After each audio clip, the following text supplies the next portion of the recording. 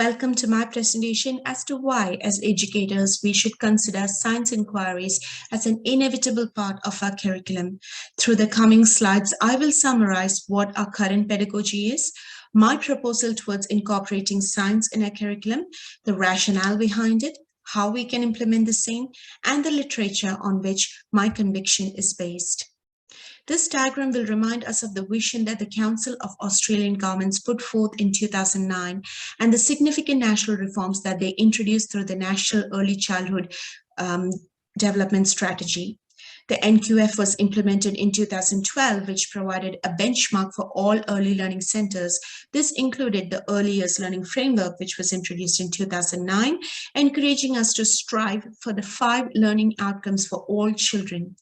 In 2016, Victoria introduced its own version in the form of Victorian Early Years Learning Development Framework.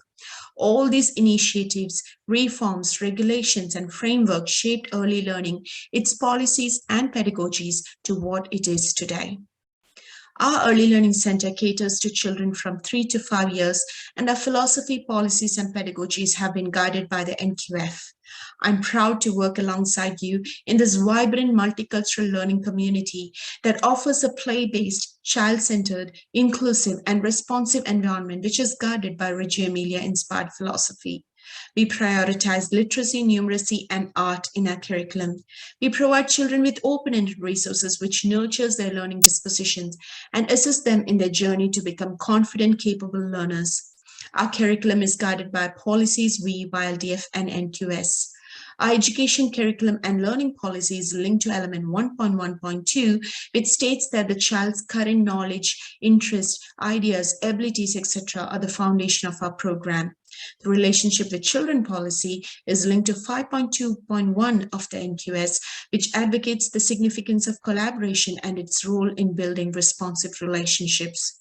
We also follow the VYLDF guidelines, which encourages us to critically reflect on our practices, use integrated teaching methods, collaborate with stakeholders, and maintain high expectations for the children. Thus, we have the policies and pedagogies in place to support our children further by adding science inquiry into our curriculum.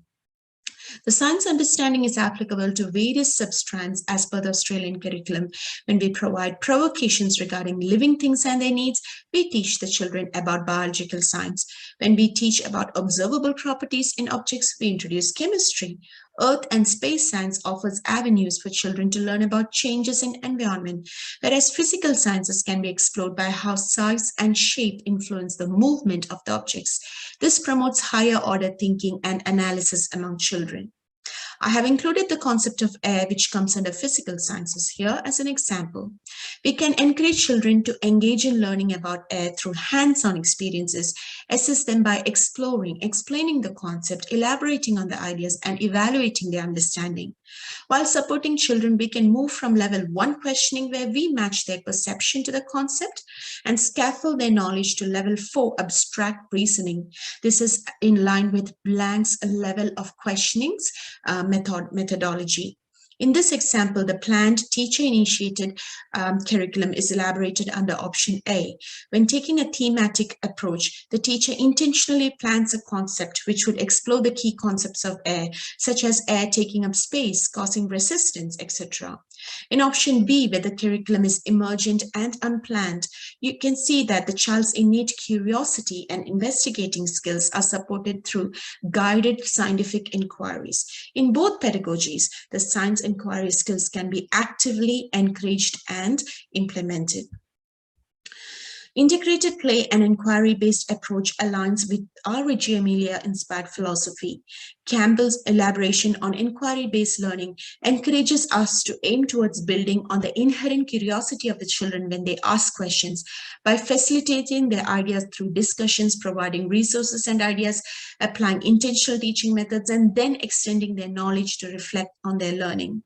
O'Connor and Rosica has elaborated further on science inquiry skills by emphasizing on observing, predicting, checking the understanding, recording, communicating, etc. And as Andrea Nolan has stated, play facilitates and empowers children to achieve their learning outcomes. Children are confident and involved learners who develops a range of skills including problem solving, inquiry, experimentation, hypothesis, researching, and investigating through play.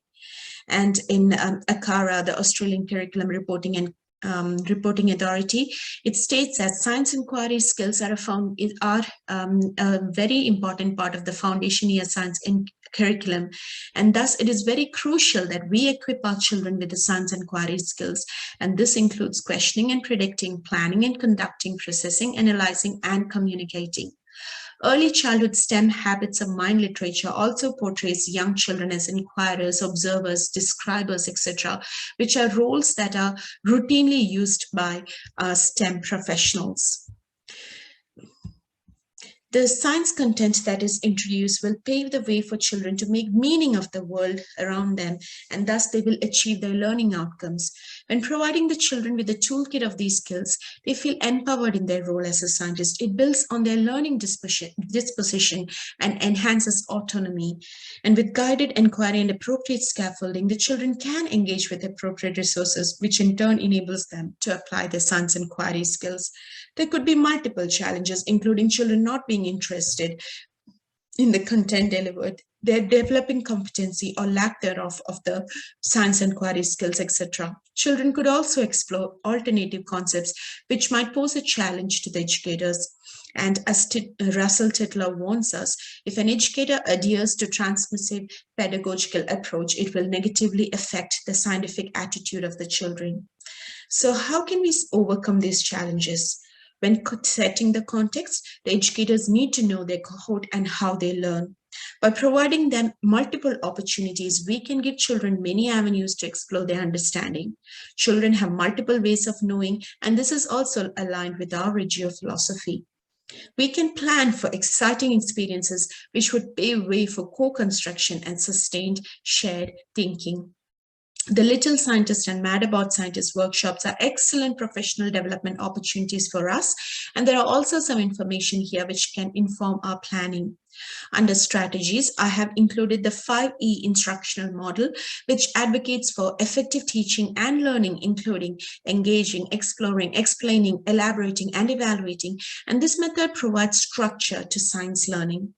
Lederman encourages early childhood educators to have a combination of inquiry levels which is appropriate to the levels and abilities of the children that we work with. The concluding statement that I have is this: let us join hands to carve the bright, young, scientific minds of our young generation to become lifelong learners by equipping their toolkit with the science inquiry skills, structure, and process. Thank you for